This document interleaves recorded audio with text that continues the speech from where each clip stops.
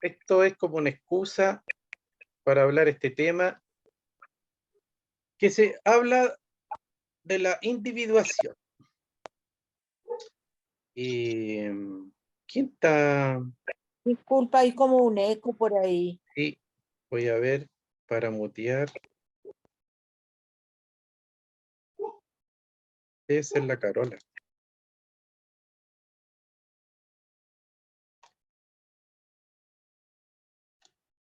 La individuación es un concepto que acuñó Carl Jung, un célebre psicólogo, ya, del tiempo, era discípulo de Freud. Y nosotros siempre estamos tratando temas de Jung porque él hizo un gran aporte a través de la psicología, de esta psicología que es llamada humanista, pero ¿qué es lo interesante? Que es la psicología que empieza a explicar científicamente lo que muchas tradiciones espirituales han planteado de en tiempos inmemoriales.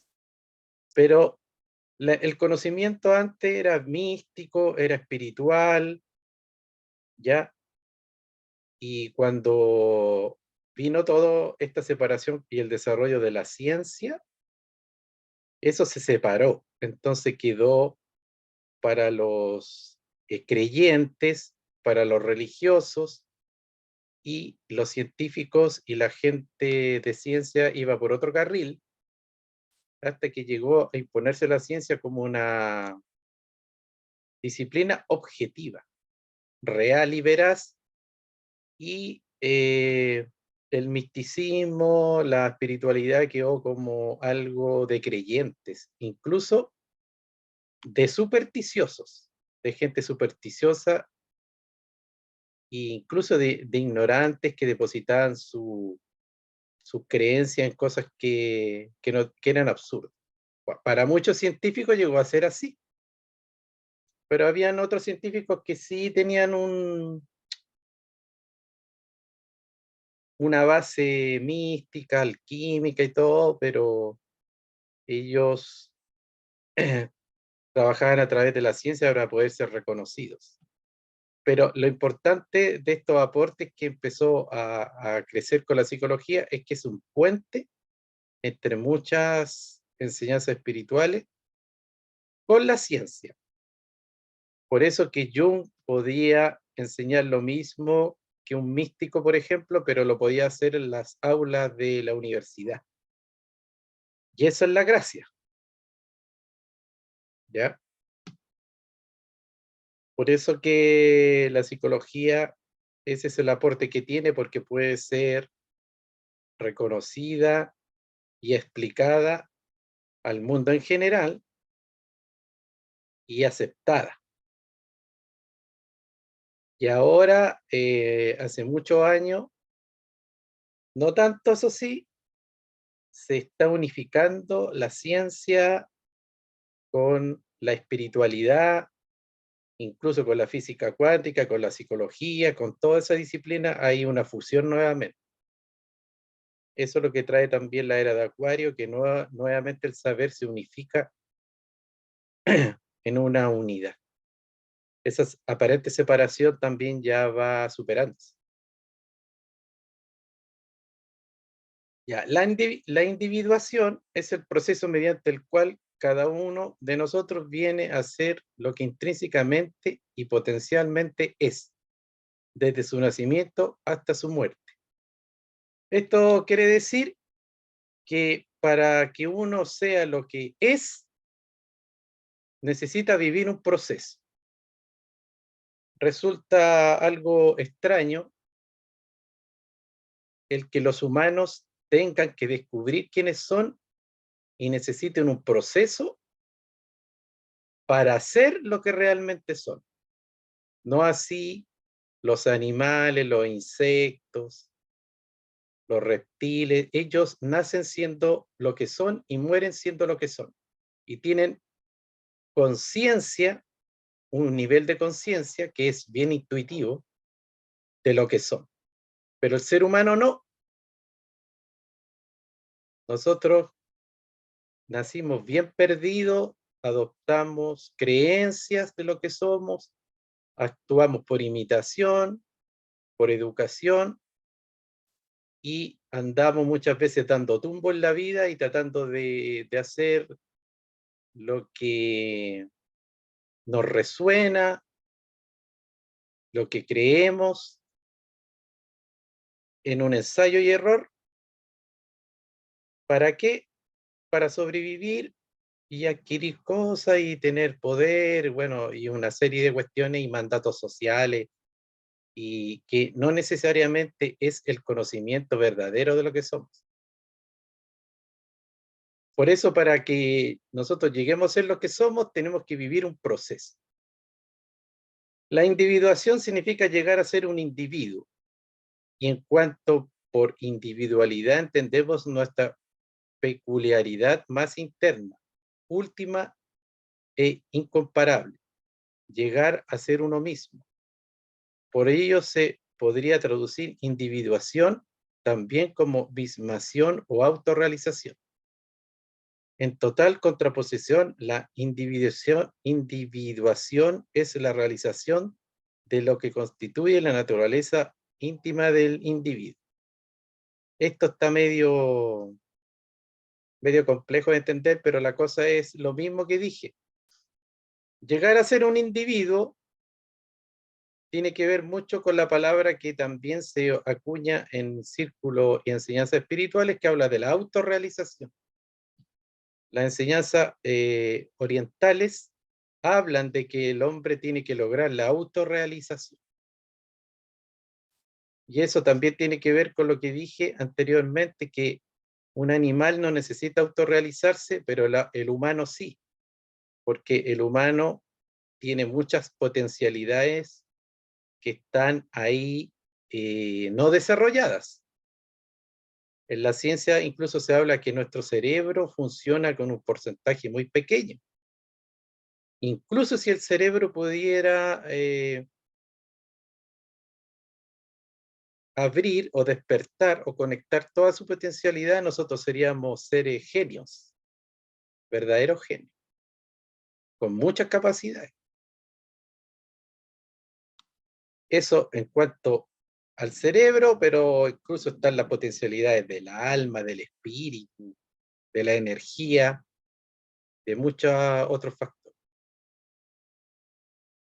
Aquí habla de que la conciencia, eso también lo hemos visto en muchas clases anteriores, que nuestra conciencia plena es un porcentaje bien pequeño.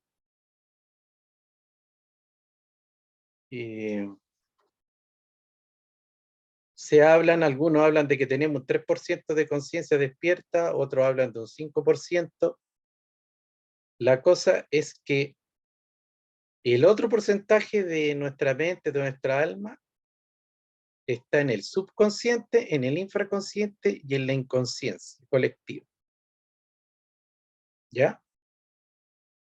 Entonces, cuando uno logra realmente conocerse y ser uno mismo completamente, diríamos que cuando el 100% de nuestra psiquis, de nuestra alma, de nuestra mente, está despierta. Cuando somos conscientes del absoluto potencial que tenemos, todavía sumergido en el subconsciente o en el inconsciente, para englobar todo lo que es eso. ¿Ustedes han visto una imagen que muestra eso, de que la conciencia es como la puntita del iceberg, y que abajo, en el fondo del mar, está como toda la parte del hielo? Bueno, eso es muy común para demostrar esta enseñanza de la conciencia, del subconsciente y del inconsciente. Entonces, la idea es reconocer, empezar a investigar, entender que tenemos la mayor parte de nuestra potencialidad, que le podemos llamar alma, mente, psiquis, en la ignorancia, porque el inconsciente, si bien es cierto, funciona, está vivo y comanda la mayor porcentaje de lo que nosotros hacemos, pensamos, sentimos y actuamos, nosotros lo ignoramos. Voy a dar un ejemplo. El inconsciente, por ejemplo, es el que ordena todos los procesos biológicos del cuerpo. Entonces, nosotros sabemos, tenemos conciencia de qué están haciendo las células, qué están haciendo las neuronas, de todos los procesos automáticos del corazón, incluso del sistema inmunológico. Nosotros a veces adquirimos alguna bacteria, algún virus, alguna infección y el cuerpo empieza al tiro a procesar eso y con el sistema, nosotros somos conscientes de eso, no, pues no sabemos nada de lo que ocurre en nuestro propio cuerpo. Y llevémoslo eso ahora a la mente, a las emociones también. Nosotros sentimos la emoción y ahí recién empezamos pucha, me siento mal. Y ni siquiera sabemos a veces por qué. Y después elaboramos una idea de por qué me siento mal. Y muchas veces esa idea no es verdad, es solamente una interpretación del ego. Me siento mal porque este gallo me hizo algo, o porque me miró feo, o porque no me gusta, y no nos damos cuenta que a veces hay muchas otras verdades detrás de eso, muchas capas de la realidad. Entonces, cuando también buscamos explicación en el afuera, nos perdemos, porque la mayoría de las verdaderas explicaciones están en uno. Si al final es uno el que siente, uno el que reacciona, uno el que proyecta, uno el que decide, todo uno. El otro solamente un medio. Esto yo lo encuentro un poco interesante porque la conciencia tiene que ver con esto que viene aquí abajo, que dice, sí veo, sí ven. O sea, cuando yo soy consciente de algo de mí, yo lo veo, lo conozco, lo entiendo y los demás también lo ven. A ver, ¿qué ejemplo puede ser? Cuando yo soy consciente del dolor de los animales, por ejemplo, y no hago sufrir a los animales, ¿ya? Yo lo veo y los demás también ven eso en mí. ¿Qué pasa con el subconsciente? Ya la parte subconsciente yo no la veo, pero los otros sí la ven. Entonces, a veces yo digo, o alguien puede decir, oh, yo soy una persona súper justa, yo soy una persona súper objetiva, yo jamás hago estas cosas, ¿ya? Y yo no veo eso, pero los otros sí ven que yo no soy tan así. ¿Se entiende eso un poco? Que, por ejemplo, si yo me quiero conocer muy bien a mí mismo, tengo que tener muy en cuenta cómo me ven los otros. Y si los otros en general me dicen, oye, tú estás así, tú eres así, tú la estás embarrando, ¿no? Tú estás tomando, no sé, una decisión demasiado esto, o, y yo no lo quiero, yo no lo veo y no lo acepto, estoy perdiéndome una gran oportunidad, porque eso que no veo de mí, los otros sí lo ven. Entonces es muy importante tomar en cuenta la opinión de los demás. Ahora, obviamente que la opinión de los demás de algún otro también puede ser muy subjetiva o malintencionada, pero cuando es unánimo, o sea, si 10 personas y personas que no tienen ningún problema contigo te dicen, te dan una información, esa es muy valiosa para conocerse. La infraconciencia es cuando yo veo algo y los otros no lo ven. Esto es como complejo, La infraconsciencia es algo bien oscuro que tenemos nosotros, los seres humanos, que es cuando yo, por ejemplo, sé que estoy haciendo algo malo, entonces yo lo veo, pero yo engaño a las personas y entonces las otras personas no lo ven. ¿Ya? Por ejemplo, una persona que puede usar las enseñanzas para lucrar, un estafador, un mentiroso empedernido, una persona un poco, un psicópata que planea desde principio a fin todos los detalles para asesinar a una persona. Se puede decir que el psicópata en algún nivel sí sabe lo que hace, sí tiene conciencia. No estamos hablando de la conciencia plena, de esa conciencia espiritual, pero sí de la conciencia que todos manejamos de que saber lo que se hace. Entonces sí sabe y lo hace igual. Entonces ese es un grado de oscuridad o de maldad superior. Por eso que también en las leyes la penalidad es más alta cuando una persona hace un crimen premeditado y no es producto de una pasión, de una emoción o de estar bajo los efectos del alcohol, la droga. Entonces, ¿todos tenemos infraconciencia? Sí, porque a veces mentimos, a veces engañamos, entonces a veces hacemos algo que sabemos que es incorrecto o que puede dañar a otro, pero lo hacemos igual. Entonces, es conscientemente hacer algo que incluso sabemos que si nos pilla va a tener muchas consecuencias. Somos hasta conscientes de eso. O sea, si me pillan, ya no puedo inventar nada. Ya, la inconsciencia colectiva es, no veo, soy inconsciente y los otros también son inconscientes.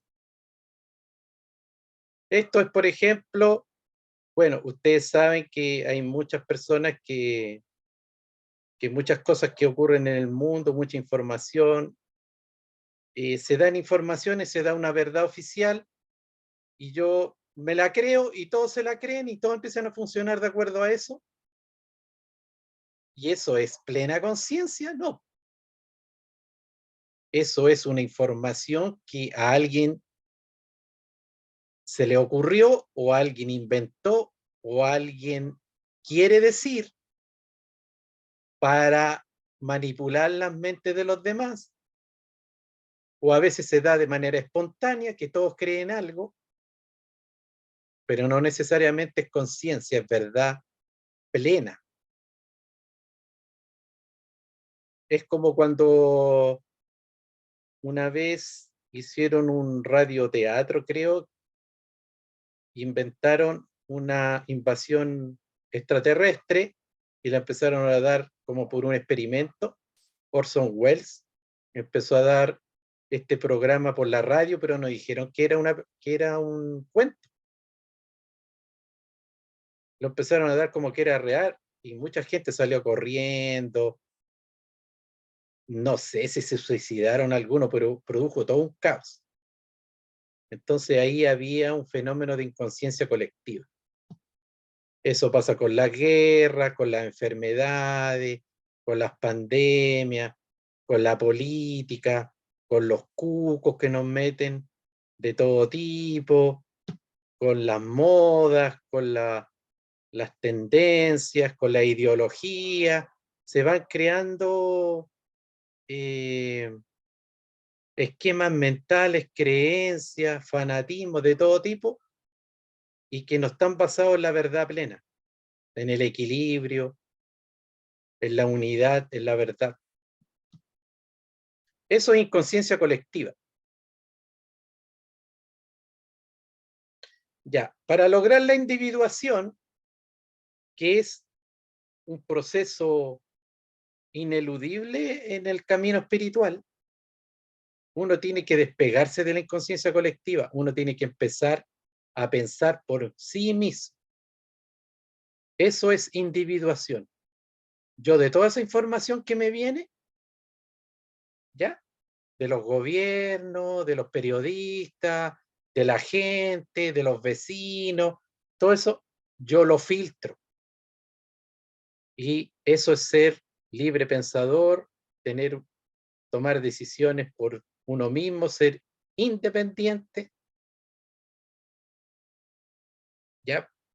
Porque hay que liberarse de la inconsciencia colectiva y sobre todo de la manipulación de la inconsciencia colectiva, porque hay seres que lo único que hacen es crear ideas para manipular las masas, para hacer lo que quieren que se haga. Por ejemplo, el consumismo. O te dicen por la tele, oh, este producto tú tienes que tenerlo, tienes que tenerlo, tienes que tenerlo. Porque si no lo tienes, va. Esas son puras ideas que a uno lo van programando inconscientemente. Y de repente uno toma la decisión de algo y no sabe por qué. Por ejemplo, ahora con la alarma. Oye, todos tienen que tener alarmas, cámaras, porque la delincuencia está terrible ya. O sea, para tomar la decisión hay que pensar por sí mismo. O sea, lo necesito, es válido, pero no porque me lo estén repitiendo 50.000 veces en la tele. Y así, y así, y así, y así, y así. Tanto así que, por ejemplo, a veces compramos cremas para algo y esas cremas en laboratorio realmente se comprueba que no sirven para nada de lo que prometen. Y, y así, miles de otras cosas. ¿Para qué decir con las votaciones? Se crean campañas, que va a pasar esto, que va a pasar esto otro, y todo, y a veces no tiene nada que ver, es una campaña nomás. Son ideas que le meten a la gente. Cada uno de nosotros posee una naturaleza interna que, que en parte es individual y en parte colectiva o común a la especie. Naturaleza que se manifiesta a fin de desarrollar el plan de cada uno en sus lares más íntimos. Desde el comienzo de los tiempos el hombre ha dependido del hombre para su subsistencia. Este proceso de dependencia es también común entre los animales. Este sentido de seguridad viene a formar esa parte de nuestra identidad, la parte de la identidad colectiva. Aquí es importante que, claro, que uno tiene una naturaleza individual, ¿ya? Pero uno siempre tiene que tener conciencia que, como hablábamos, uno no está solo y en el fondo el ser es la suma de todos los seres. Entonces eso de la separación absoluta también es una ilusión y es también producto de tanto sufrimiento en la tierra, porque nosotros nos creemos seres totalmente separados de los otros y por lo mismo no buscamos también el bien común. ¿Por qué? Porque individuación es diferente a individualismo. Se parecen, pero no es lo mismo. Yo voy a explicar cuál es la diferencia.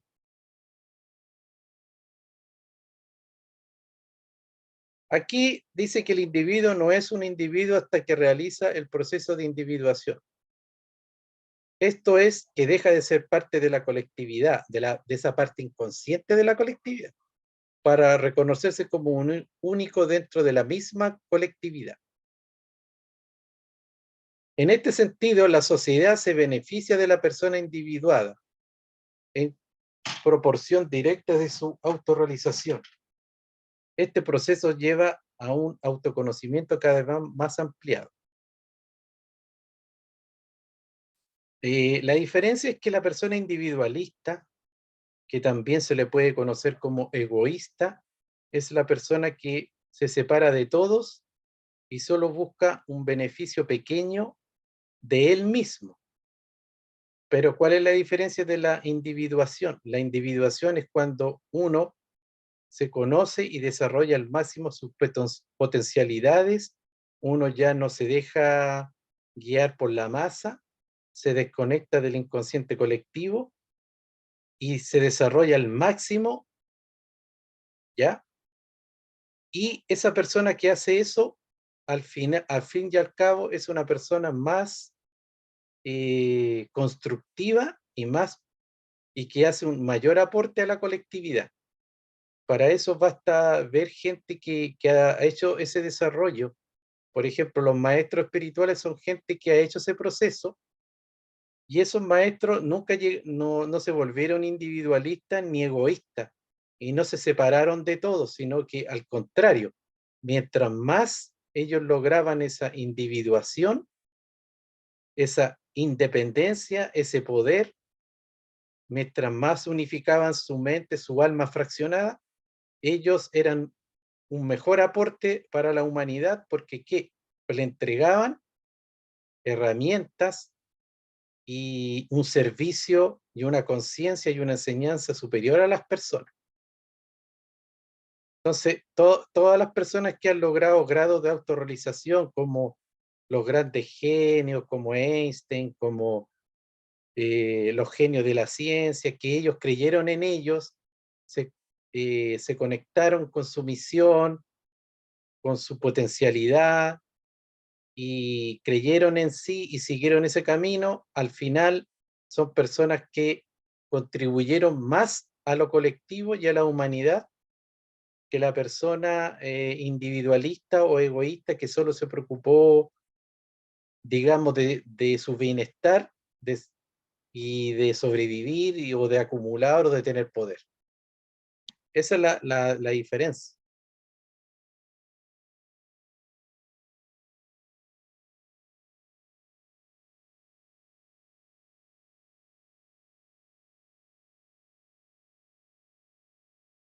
Miren, por ejemplo, Jung decía que toda la diversidad se sintetiza en la unidad.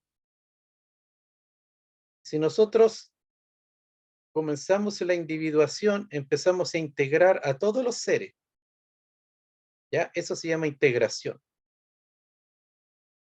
Y la persona que empieza a integrar a todos los seres, primero su sombra, eh, empieza a resolver todos los conflictos que tiene con los demás, empieza a integrar y a estar en armonía con todos, empieza no solamente a ser uno o a fraccionarse o dividirse, sino que empieza a ampliarse, empieza a integrarse y empieza a lograr más unidad y más individuación, ampliando y integrando a más seres o a más conciencia.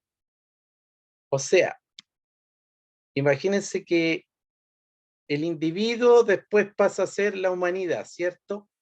Ya, entonces uno puede decir, ya de uno pasó a millones, pero esos millones se puede reducir a la humanidad o al hombre. Después uno puede ir con los planetas y eso se llama sistema solar. El sistema solar es uno. Después el universo es uno. ¿Ya? Eso es la individuación, cuando uno empieza a integrar todo.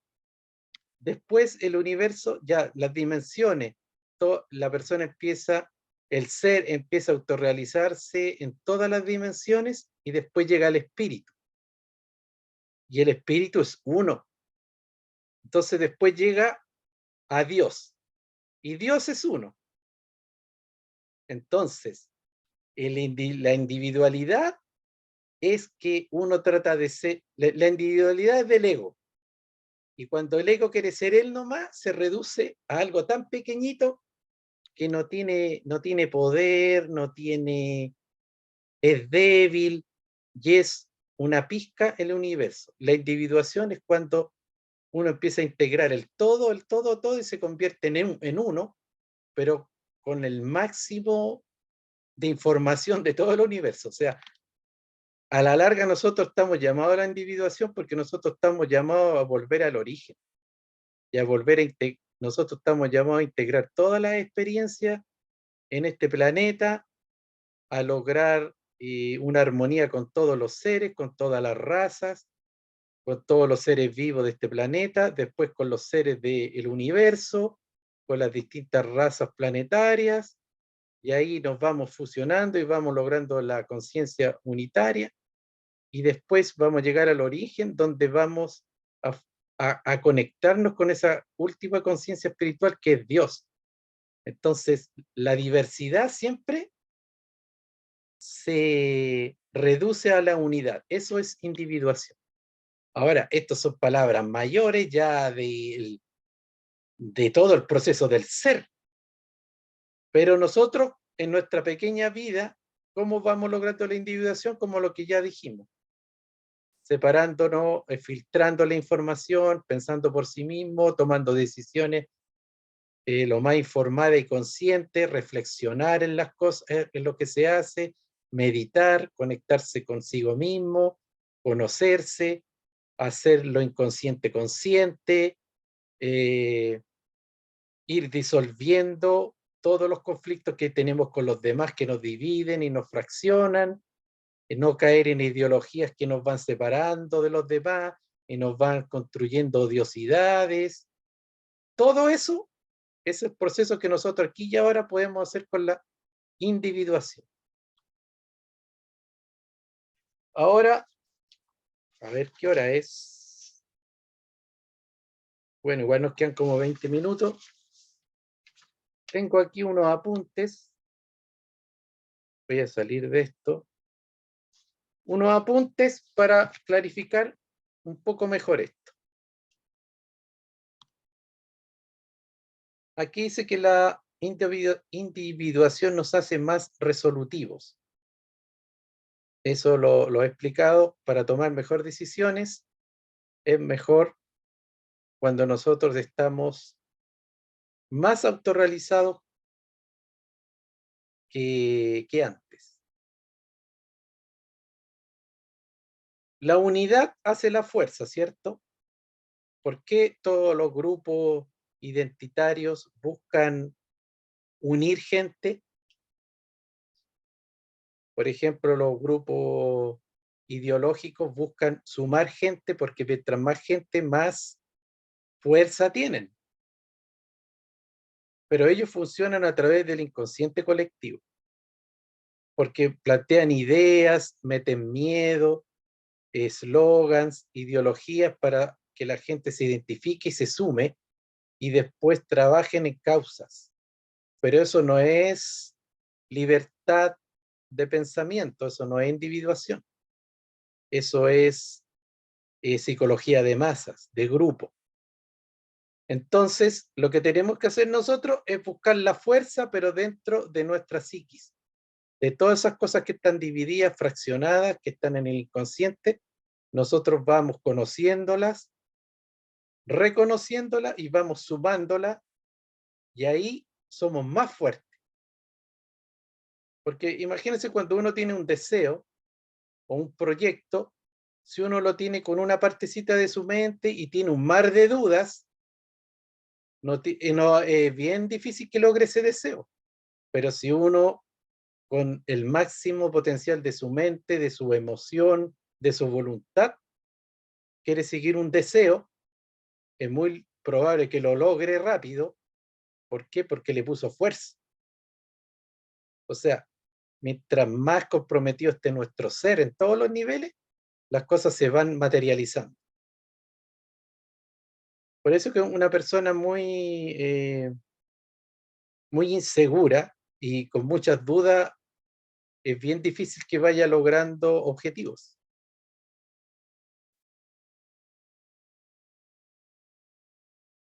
Ya, estos grupos, por ejemplo, atrapan a muchas personas sin identidad propia.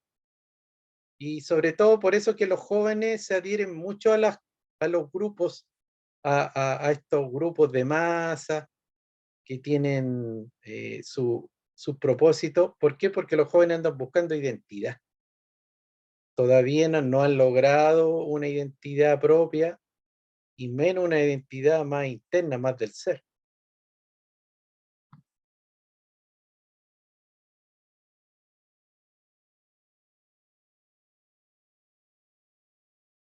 Entonces, por ejemplo, la individuación nos hace conciliarnos con la realidad, ¿ya? No siempre estar cuestionando la realidad.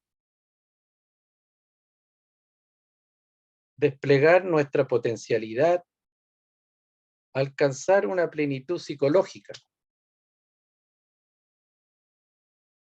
sin tantas dudas, sin tantas contradicciones. La individuación está por sobre los vaivenes y dramas de la vida.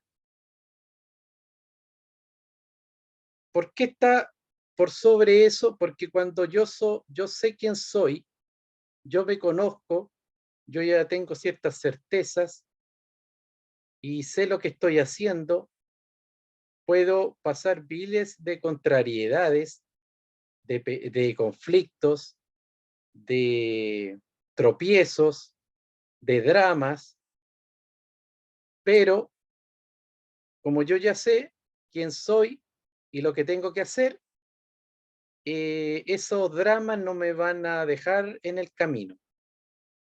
No voy a sucumbir, sino que van a ser pruebas o desafíos o oportunidades para continuar y ser más seguro y más fuerte. O sea, cuando una persona tiene una meta clara y se le aparecen miles de pruebas y problemas y tropiezos, cuando se levanta y continúa, es una persona más fuerte y resolutiva. Por eso que la individuación, digamos que trasciende o está por sobre todas estas cosas que nos ocurren y que a veces nos prueban, o hay cosas que tenemos que resolver o desarrollar para seguir en este camino.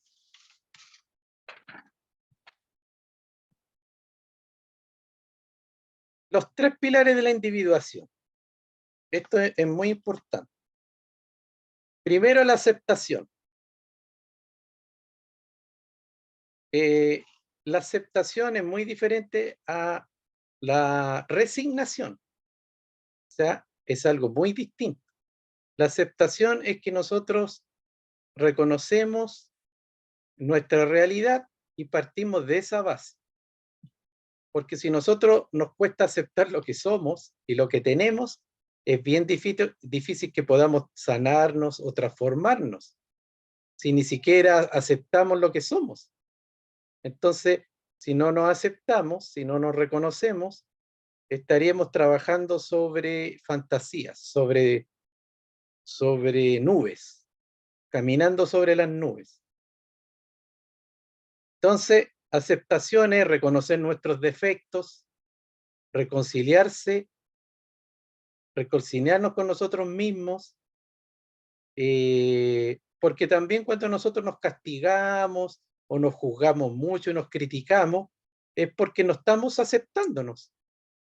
O sea, estamos sintiendo y vemos cosas, pero inmediatamente nos rechazamos o nos castigamos. No, la aceptación es decir, ya, yo soy esto, lo reconozco, lo acepto en paz y de ahí empiezo a trabajar. ¿Ya? Es una evaluación honesta para corregir. Pero para eso, igual nosotros necesitamos técnicas.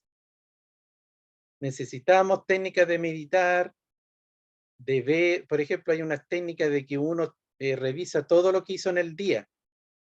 Y cuando uno está meditando, viendo, que se llama retrospección esa práctica, es muy distinto cuando uno está pensando analíticamente lo que hizo en el día.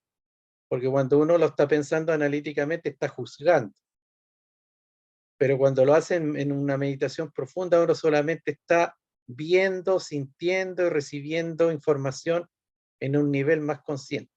Entonces, el autoobservarse constantemente, minuto a minuto, el reflexionar, el meditar, y así muchas técnicas para conocerse a sí mismo y aceptarse. La aceptación es muy importante. Aceptar la realidad sin reprimirse, sin castigarse y sin justificarse. Porque cuando uno se empieza a justificar o se empieza a castigar, esto, ya le está metiendo la mente y está perdiendo el valioso valor de la aceptación. Y después viene el otro pilar, que es la aceptación de otras personas. O sea, si nosotros Estamos reconociendo lo que tenemos, lo que somos, ¿ya? Obviamente que tenemos que empezar por añadidura a aceptar a los demás como son. Un factor muy limitante,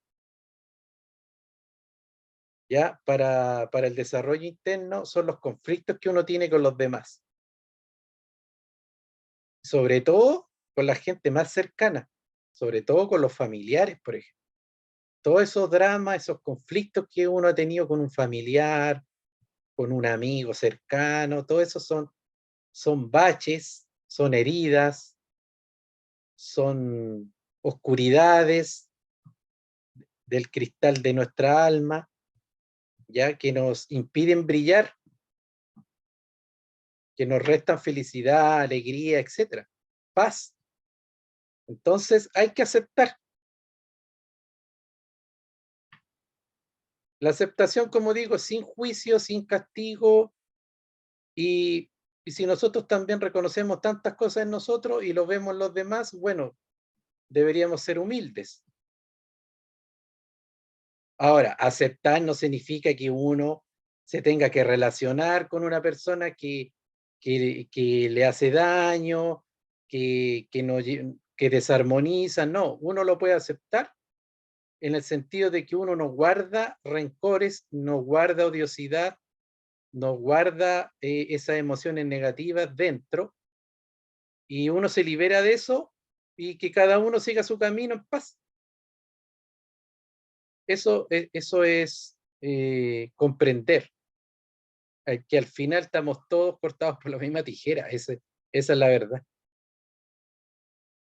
Entonces, ¿para qué tener una superioridad moral con otro? ¿Para qué juzgarlo tanto si somos todos espejos? Tener un objetivo, un propósito, ese otro pilar. Es importante que nosotros reconozcamos eso que se llama la misión interna. Miren, hay gente que cuestiona esto de la misión interna, pero yo creo que si no existe realmente una misión interna, uno la te debería crear, porque ¿para qué está acá entonces? Es como, ¿cuál es la misión de la semilla? Que la tiren a la tierra, le echen agua y con el sol y crecer, pues así la semilla está hecha para eso, o sea, no está hecha para que caiga a la tierra y se pudra. Entonces los humanos también tenemos una potencialidad que desarrollar. Esa es nuestra misión. Ahora, ¿por qué se dice que las misiones son diferentes? Porque obviamente sí estamos en una realidad fraccionada y estamos tomando distintas clases y también tenemos distintas características como alma, aunque todos pertenecemos a una sola gran alma, pero claro, hay unos que vienen más para ser artistas, otros vienen más para ser guías espirituales, otros vienen más para ser científicos, aunque cuando una persona ya es un maestro de maestro, ya ha como que desarrollado todo eso, no. Por ejemplo, se dice que Jesús da grandes enseñanzas de todo tipo, ya no solamente lo que nosotros conocemos de los evangelios, sino que hay otras informaciones. Entonces, estos tipos eran científicos, eran artistas, eran sanadores, eran médicos, en el fondo eran seres muy integrales. Pero nosotros siempre estamos marcados más por una tendencia de desarrollo. Y eso tiene que ver mucho con un propósito, una misión, y es muy importante conocerla. Es muy importante conocerla para poder desarrollarla, y eso tiene que ver también con lo que hablamos de la individuación. Un ejemplo, las células, nuestra biología. Nosotros podemos conocer nuestra parte interna, nuestra parte espiritual, observando la naturaleza, cómo funciona la naturaleza. De ahí que el Kybalión habla de cómo es arriba es abajo, porque son las mismas leyes, solo que uno la puede llevar a lo sutil, a lo más espiritual, pero también lo puede llevar a una cosa muy material. Las células, por ejemplo, son entes individualizados, individuados. ¿Por qué? Porque las células de una parte del cuerpo, de un sistema, saben lo que tienen que hacer, saben cuál es su misión, la tienen clara, tienen conciencia de eso y lo hacen. Pero ellas también están conectadas con un organismo superior y sienten o saben de que pertenecen a un organismo mayor que sería todo el cuerpo. Y saben y sienten también que pertenecen al universo o al planeta y es que están en contacto con todo eso. Entonces buscan el bienestar del todo, el bienestar del universo a través de una misión específica que ellos tienen que hacer. Entonces están las células del sistema digestivo, están las células del sistema linfático, ¿ya? Entonces actúan del sistema inmunitario. Entonces nosotros tenemos que llegar a eso, tenemos que llegar a, ya, yo tengo una misión, yo sé lo que tengo que hacer, yo sé para lo que sirvo, pero tengo conciencia que pertenezco a un todo, a una comunidad, a una humanidad, y lo que yo haga es por el bien mío y no para ganar más plata, ni para acumular riqueza, ni para explotar a los otros, sino que yo me desarrollo al máximo en mi potencialidad y eso por el bien mío y por el bien de los demás en armonía. O sea, el ser humano tiene que llegar a eso. Pero, ¿en qué estamos? Muchas veces tomando profesiones, haciendo planes, haciendo negocios para ganar más plata, ni siquiera sabemos si va en relación con nuestra misión, si tenemos dedos para el piano, a veces nos metemos en estos negocios piramidales y salimos para atrás, nos estafan, a veces hay, bueno, los delincuentes se preocupan de su propio bienestar egoísta y no le importa el resto. Bueno, ahí está un poco esa parte baja de la humanidad. Entonces, nosotros tenemos que aprender de nuestra propia biología, de la inteligencia que hay en nuestros propios procesos biológicos. Ahora hemos hablado de por qué existe la enfermedad y el cáncer y todo, ya, pero ese es otro problema, porque las células igual siempre van a actuar bien, siempre van a tratar de hacer eh, lo que mejor saben hacer. Pero si de repente nosotros, que nuestra mente también influye y le da información a la célula, nosotros le damos, por esto mismo que estoy hablando como seres que estamos en la inconsciencia, le damos una mala información, las células van a actuar de buena voluntad, pero van a producir un desequilibrio.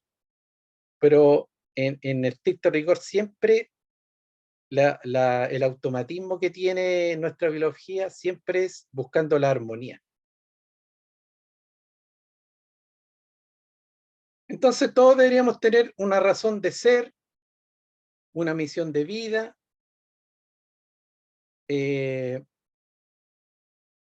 Tenemos que pasar muchos procesos, por ejemplo, el proceso de integración es primero que el proceso de trascender. Primero tenemos que integrar toda la experiencia, aceptarnos, integrar a los demás seres, integrar nuestra sombra con la luz, ¿ya? En la aceptación, en el no juicio, en la no condena, y después nos tocará trascender, ¿ya? Por ejemplo, los maestros que están en la quinta dimensión ya han trascendido mucho, o a lo mejor todo, de esta experiencia humana, pero ya están en la trascendencia. No es necesario encarnar y tener mucho aprendizaje, muchas vidas, porque ya han aprendido y ya están graduándose. Entonces ellos trascienden la reencarnación trascienden la rueda del samsara, empiezan a trascender el karma, empiezan a vivir en el dharma, que son conceptos distintos.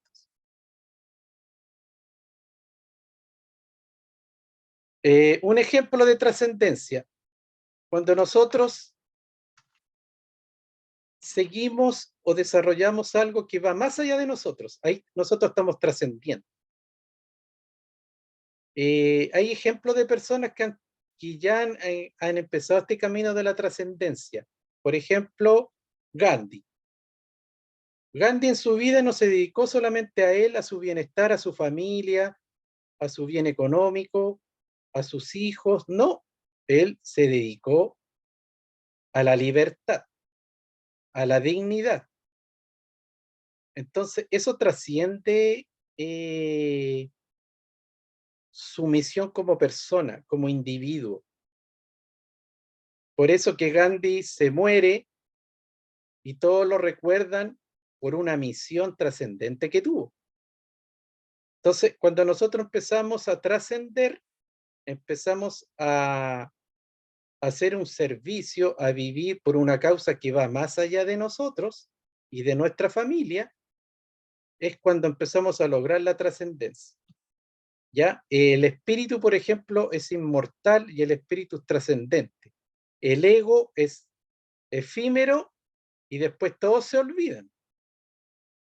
De una persona que solo se dedicó a su trabajo, a su familia, por ejemplo, después lo van a recordar sus hijos, sus nietos, su bisnieto a lo mejor, pero hay un momento que todos se van a olvidar de él.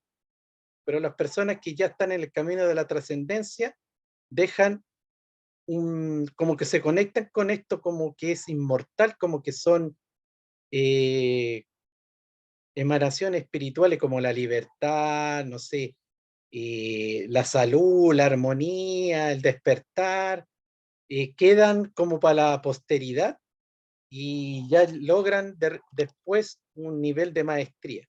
Entonces nadie se olvida de un Buda, nadie se olvida de un Jesús, nadie se olvida de un Einstein, nadie se olvida de Newton, y nadie sabe cómo era él, si era cascarrabias, si era gay, no. Lo que queda es un legado trascendente. Entonces, es muy bueno que nosotros, a pesar de toda nuestra vida común y corriente y nuestras obligaciones como personas, tengamos algún desarrollo en algo trascendente, en algo que va más allá de nosotros, y así nosotros vamos construyendo un cuerpo de luz que también es permanente a la muerte, es permanente a la reencarnación. Se va cristalizando algo que es imperecedero. Bueno, aquí se ha alargado un poco el tema. El centro de gravedad permanente tiene que ver con eso. ¿Qué es el centro de gravedad permanente? Es cuando nosotros logramos crear esa energía psíquica que ya está cristalizada y no pertenece a lo impermanente, a lo que va mutando, sino que es algo que ya pertenece a eso que es impermanente, que es como más trascendente. Por ejemplo, una persona que tiene encarnada, que ya tiene muy clara, muy desarrollada una misión de sanador, o de terapeuta, o de médico de verdad, no médico materialista. Ya digamos sanador. Pase lo que pase en su vida, no va a dejar de hacer sanación. Drama que tenga, dificultad que tenga, prueba que tenga, pellejerías que pase, solo van a ser sucesos de la vida que lo van solo a fortalecer como sanador, porque eso ya está en su centro de gravedad permanente, eso ya llegó al centro. Es como el ojo del huracán. El ojo del huracán es pura paz y tranquilidad. en el ojo del huracán las casas no andan volando, pero para afuera, en la periferia, las casas vuelan y todo cambia y todo muta y todo se destruye. Entonces nosotros también somos como un huracán.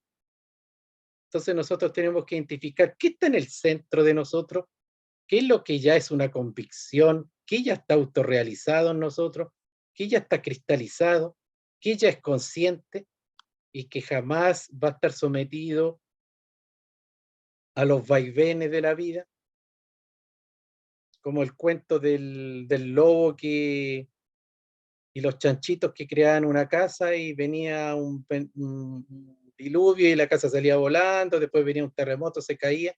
Nosotros tenemos que tener ya, deberíamos quizás tener en nuestra psique ya ciertas convicciones de lo que somos, de lo que venimos a hacer y lo que estamos desarrollando. O si no, seríamos como una veleta que el viento lo tira para un lado, para otro lado.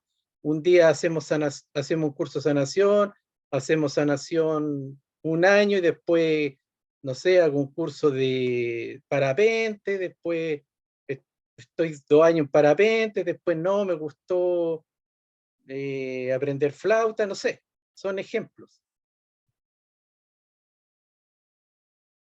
¿Ya? Y en eso también tenemos que ver qué nos potencia y qué nos debilita. Por ejemplo, si nosotros ya tenemos el centro de gravedad de, a ver, pongamos otra cosa,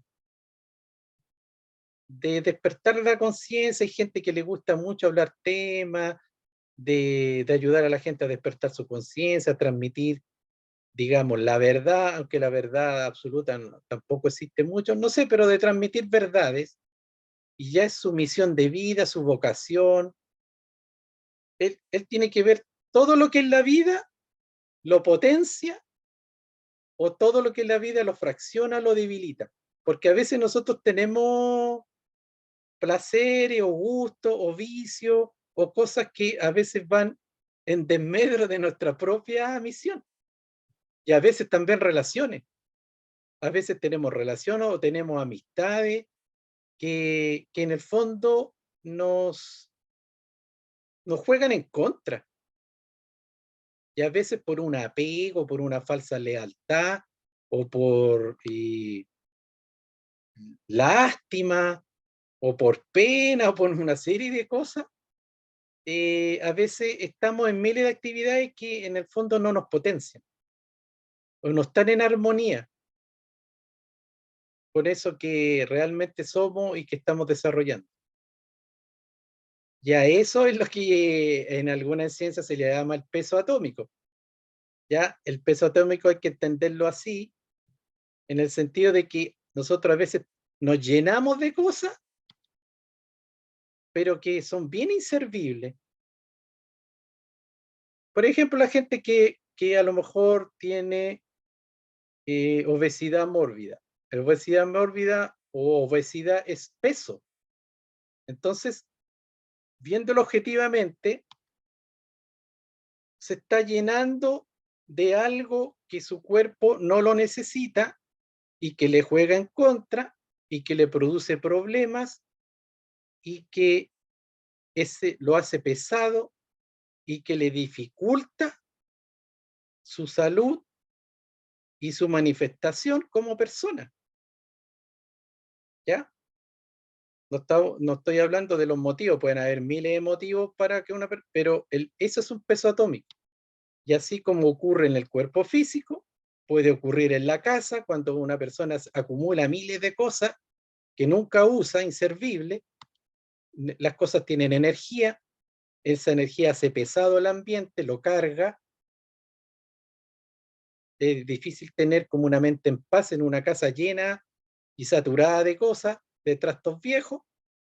Esa es la parte material, pero en nuestra psicología, en nuestra alma, en nuestra psique, también a veces estamos llenos de cosas. ¿Para qué decir los vicios? Hay vicios que son bien fuertes, que la gente lo hace, los busca, invierte, y a lo mejor no tienen ningún beneficio objetivo para la persona. Y así también hay relaciones tóxicas relaciones viciosas. A eso se le denomina peso atómico. Y ahora, para terminar, otro concepto que también lo dejamos ahí para que todos lo reflexionemos, que es, existe el ser, ¿cierto? Digámosle Dios, la fuente, la unidad, es el ojo del huracán, el espíritu. Ahí hay orden, armonía, unidad, conciencia, ahí no hay contradicción. Y nosotros podríamos decir que tenemos eso, tenemos ese centro espiritual en nosotros. Está ahí, eso nos anima, eso nos da la vida, se puede decir. Pertenece a nuestra constitución, la parte espiritual, la fuente, el Padre. Cuando Jesús hablaba del Padre, ese Padre está en nosotros. Ahora, tenemos un intermediario, porque si nosotros estuviéramos absolutamente fusionados con el Padre, bueno, ni siquiera estaríamos acá en esta clase. Quizás no tendríamos nada que aprender acá. Tenemos un intermediario, ese intermediario es una extensión de ese espíritu, de esa alma, que ha sido llamada por muchos el Cristo, los maestros, el maestro interno, el yo superior, el Espíritu Santo. Cuando se habla que el Espíritu Santo es una entidad espiritual que es un mensajero, como la paloma, que nosotros le damos un mensaje, la paloma vuela hacia los cielos y le lleva ese mensaje al Padre. Entonces, hay un intermediario en la psique de nosotros, en nuestra parte interna, que ese intermediario es el que se comunica con el ego, o con nuestra mente, o con nuestra parte humana, y después se conecta y lleva todas esas inquietudes a la parte más consciente o espiritual que nosotros también tenemos, que sería nuestro Padre interior. Entonces, la oración, nosotros nos tomamos en contacto con ese Espíritu Santo. Por ejemplo, si tenemos un conflicto y uno hace una oración, ya, a lo mejor no pidiendo, no desde la carencia, sino que presentando el conflicto, presentando algo, una necesidad, honestamente, esa parte espiritual de nosotros, que es el intermediario, se va a conectar con la fuente. La fuente va a dar una respuesta. Y eso la respuesta se va a manifestar acá. Y siempre nos dan lo que realmente necesitamos, por correspondencia. Quizás no lo que el ego espera, pero siempre va a haber una respuesta objetiva, porque el Padre sabe lo que nosotros necesitamos. ¿Ya? Ahora, ¿quién está abajo? Porque si el Padre está en esa fuente, en esa parte espiritual, hay un intermediario, que es el Hijo, el Espíritu Santo, no sé, también otros lo verán como la Virgen María, lo que sea, la parte femenina, el alma.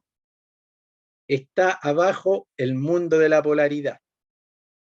Aquí estamos en el mundo, y ahora metámonos en el mundo. El mundo es un mundo de ilusión, un mundo donde nosotros percibimos enfermedad, carencia, vejez, muerte, sufrimiento, contradicciones, guerra, el bien y el mal, lo bello, lo feo, la oscuridad. Entonces, nuestra psique está ahí en gran medida en esto que se le llama caos. Porque si el Padre está en el orden y en la unidad y en la armonía, el mundo acá se percibe muchas veces como caos. Entonces, y también en este mundo está la relatividad. Uno puede también percibir que todo es relativo.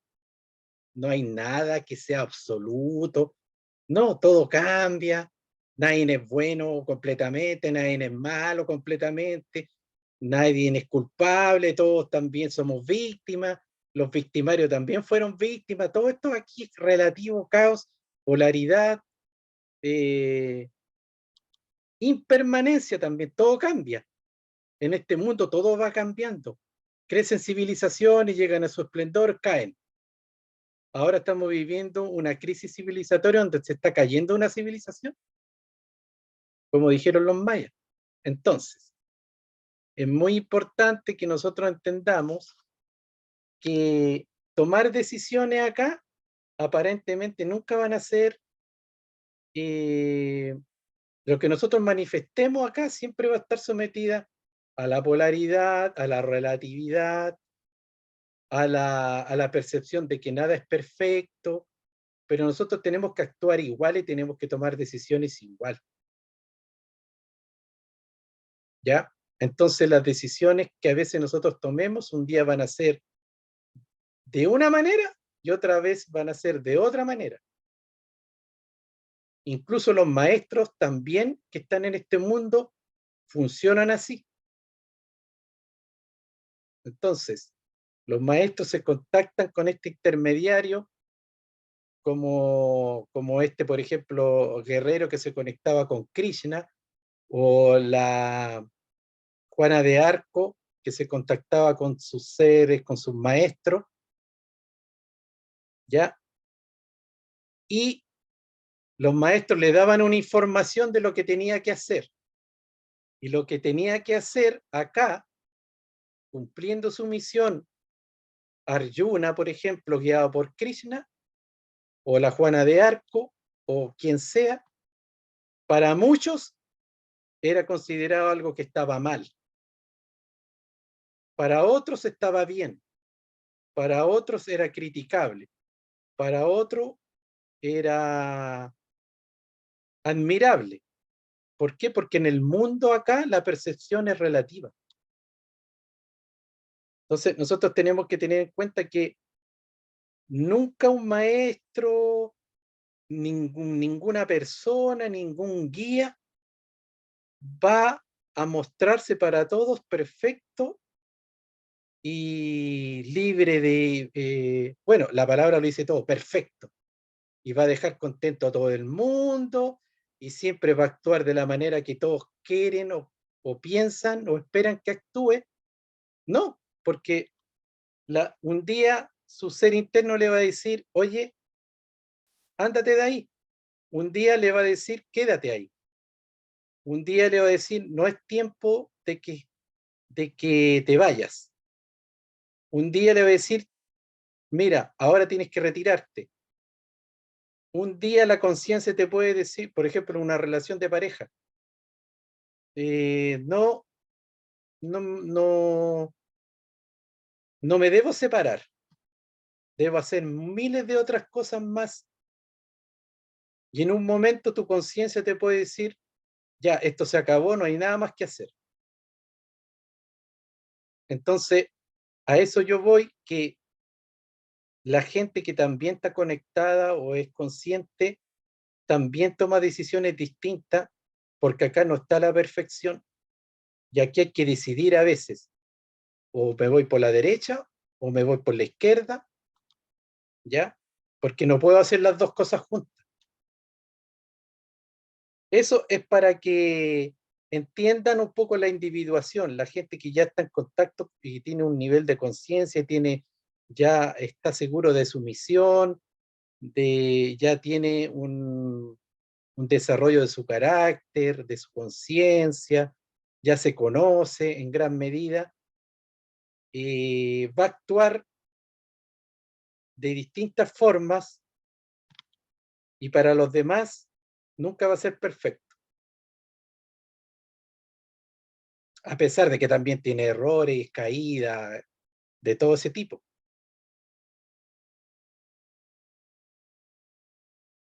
Lo importante es actuar lo más consciente posible, estar lo más en contacto con su ser interior para que haga lo que haga, sea la mejor decisión que pueda tomar y dar los pasos más correctos en la vida. Eso es lo importante. Y no guiarse por el ego. tratar de que las decisiones sean lo más internas, lo más conscientes, lo más maduras, eso es lo importante. Pero nunca va a dejar contento a nadie, a todo el mundo, porque aquí estamos en el mundo de la apariencia, en el mundo de la ilusión, en el mundo de las contradicciones, en el mundo de lo impermanente, de lo que muta, de lo que cambia, y sobre todo en el mundo de la polaridad y la dualidad. Así que eso es la clase, y dejemos algo para que hagan sus comentarios, algún aporte, reflexión, dudas.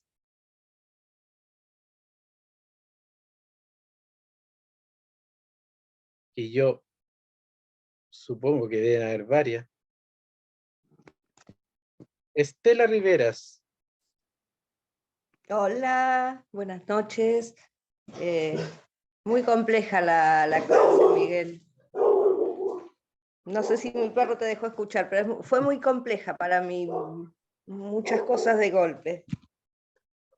Primero una palabra que no conocía. Mira, ¿sabes qué? Lo bueno es bueno tener desafíos, es bueno de repente quedar así con dudas, porque además quedan grabadas, uno las puede volver, y a la larga todo se va entendiendo. Mira, yo me puse a leer, por ejemplo, el Ser Uno, que son así 6 libros, bueno, pero en audiolibros, 6 tremendos libros de los ayapleanos. Parece que son los mismos de los pleiadianos, no tengo idea. Y es una información compleja y tiene de todo, ciencia, filosofía, mitología, ya. Pero sabes que al principio entendí re poco. Después lo volví y cada vez lo entiendo más. Incluso Está ellos te bien. dicen, eso es bueno. Mucha información de golpe con respecto a esta clase. Entonces es como que vos pedís una devolución y por ahí es medio, para mí, por ejemplo, hoy es medio complejo dártela. Pero sí, si podés dejar alguna reseña como para que nosotros o por lo menos yo pueda investigar o pueda leer o pueda tener algo como para poder informarme un poquito más. Pero tú tienes alguna duda práctica de la vida, algo. No, práctica no. Al principio de la clase me resultó compleja toda la información, ya después se simplificó. O sea, después fuiste simplificando más la clase, pero al principio sí me resultó compleja. Mira, yo lo podría reducir en esto. Si uno se conoce a sí mismo y uno es lo que es y piensa por sí mismo y es autoconsciente, no es individualista, no es egoísta, todo lo contrario, es un mejor aporte a la comunidad por el bien de uno y el bien de los demás. Y lo Sí, contrario, que se parece mucho, se llama individualismo y egoísmo. No, uno trata de trabajar en unidad y masividad. Esas son las palabras que yo empleo, que lo aprendí de un dirigente. Es la única forma de poder salir adelante como sociedad y como persona. Siempre pienso en grande, pero porque es por el lugar, en grande, en mucho. A veces no soy muy individualista, pero también tiene que ver en eso, me reconozco por el lugar en el que estoy, en el que trabajo. Por ahí no tengo que hacer tan personal la clase para poder interpretar mejor. Pero me gustó, sí, me gustó. Me encantaría tener más información para poder... estoy leyendo el Kybalión, que era algo que lo tenía pendiente de hace muchos años. Así que recién empecé a leerlo. Era una cosa que no llegaba. Es como la cruz. Vos sabés que a mí me pasa algo con la cruz de Anca. Tiene varios nombres, esa crucecita, la que tiene la cabecita así redondita y ahuecada. La egipcia. Siempre que la quería no la encontraba. Y bueno, ahora la encontré, ahora tengo dos. Una cosa de loco. Y con el libro Kybalión me pasaba lo mismo. Lo buscaba y no lo encontraba. Y bueno, ahora llegó a mis manos. Es una cosa maravillosa lo que es la lectura a veces. Es el tiempo de cada persona, la madurez de cada uno que tiene que leer determinadas cosas. Claro que sí, un gran libro. De cuando lo termine de leer te cuento. Sí, incluso Nora quedó de dar esas clases. Bueno, a todos les cuento que Nora está en una pausa personal porque está ahí con un proceso personal, pero ella cuando salga de todo eso va a volver pero ya en marzo, porque igual sería como la penúltima clase para tomar vacaciones y volver ahí por marzo. Bien, gracias. Espero que mi aporte haya servido de algo. A mí me sirvió. Qué bueno.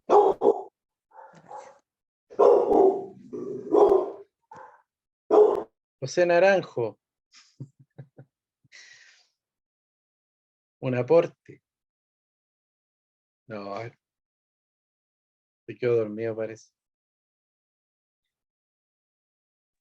¿Nadie Ahí más? sí, ahí sí. No, es que igual estaba echando una miradita, o sea,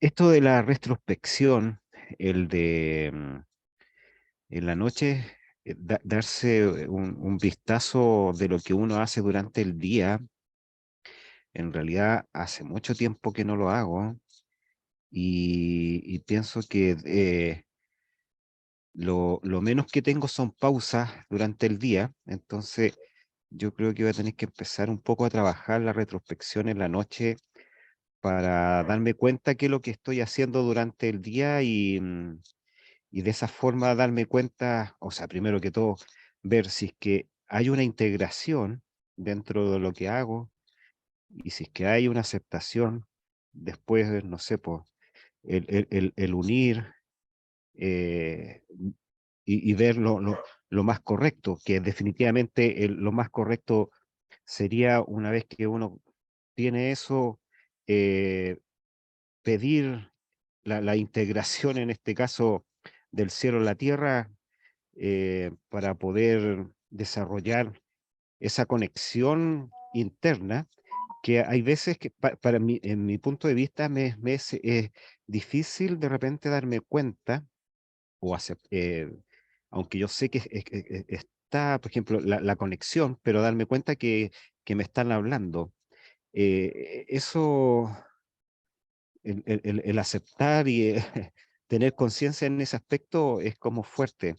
Que en realidad sería creérsela, que definitivamente todo lo autorrealizado, me imagino, antigüedad y ahora mismo han hecho han pasado por el mismo proceso.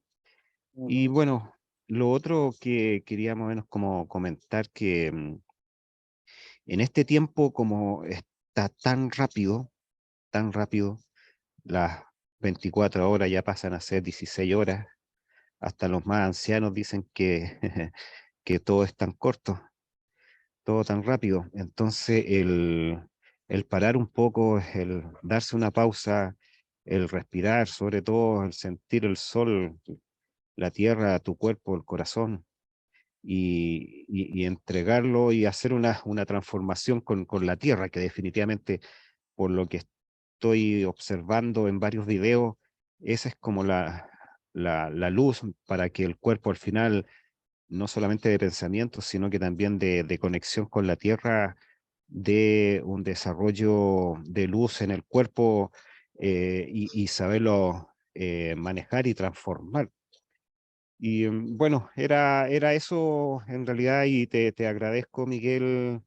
Mira, lo bueno que se está grabando este taller, charla, conversación, sabiduría, eh, y porque hay varios puntos que como ser humano a lo que venimos a trascender, es así, por ejemplo, lo que dijiste que me encantó eso de la semilla, definitivamente la semilla, ¿a qué vino? ¿Cuál es su misión? Definitivamente es crecer, germinar, y por el lado de nosotros también, que de 3 a 97% de conciencia inconsciente, podemos empezar a trabajar y nos diferenciamos de los animales, que al final pucha que nos entregan también harta sabiduría a ellos. Entonces, una de las formas también de integración y aceptación, el hecho de observar a los animales y también las aves, aunque me cuesta un poco más de